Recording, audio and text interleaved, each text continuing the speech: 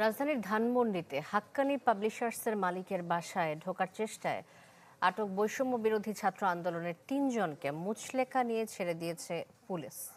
তাদের ছাড়িয়ে আনতে গিয়ে সমালোচনার মুখে এনসিপি নেতা আব্দুল হান্নান মাসুদ। তবে তার দাবি, ডিএমপি কমিশনারের অনুরোধে মধ্যস্থতা করতে যান। আপনি এর মূলার মতো আমাদের দেখাচ্ছে, আমরা চাই এখন ওনাকে গ্রেফতার করবেন আপনি। আমি মামলা আপনি মামলা চাইছেন করার জন্য আমরা মামলা করব। হাক্কানি পাবলিশার্সের মালিক গোলাম মোস্তফাকে আওয়ামী লীগের দোসর আখ্যা দিয়ে সোমবার মধ্যরাতে তার ধানমন্ডির বাসায় ঢোকার চেষ্টা করে বৈষম্য বিরোধী ছাত্র আন্দোলনের কয়েক নেতা।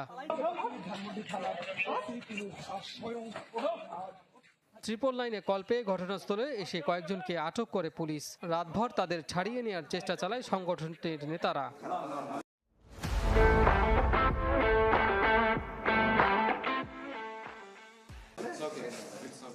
মঙ্গলবার দুপুরের পর এনসিপির কেন্দ্রীয় নেতা হান্নান মাসুদ কয়েক নেতাকর্মীকে নিয়ে হাজির হয় থানায়। বৈঠক করেন পুলিশের কয়েকজন কর্মকর্তার সাথে।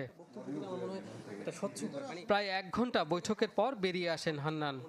কিছুক্ষণ আগে আইজিপি স্যারের সাথে কথা হয়েছে, ডিএমপি কমিশনারের সাথে কথা হয়েছে। বলছি যে হচ্ছে যারা এটা তদন্ত করে, যারা এটার মূল হোতা, তাদের বিরুদ্ধে যেন অ্যাকশন নেওয়া হয়। সন্ধ্যায় ফেসবুক স্ট্যাটাসে দাবি করেন, ডিএমপি কমিশনারের অনুরোধে ঘটনার মধ্যস্থতা করতে সেখানে যান তিনি। নিরসন হয়েছে আর কি। পুলিশ জানায়, ভবিষ্যতে কারো বাড়িতে ঢোকার চেষ্টা করবে না, এমন মুচলেকায় আটককৃতদের ছেড়ে দেওয়া হয়েছে।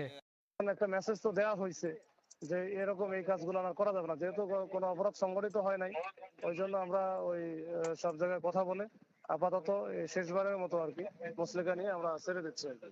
ঘটনা জানাজানি হলে বৈষম্য বিরোধী ছাত্র আন্দোলনের মোহাম্মদপুর থানা এলাকার আহ্বায়ক সাইফুল ইসলাম রাব্বি সহ 3 জনকে অব্যাহতি দেয় সংগঠনটি।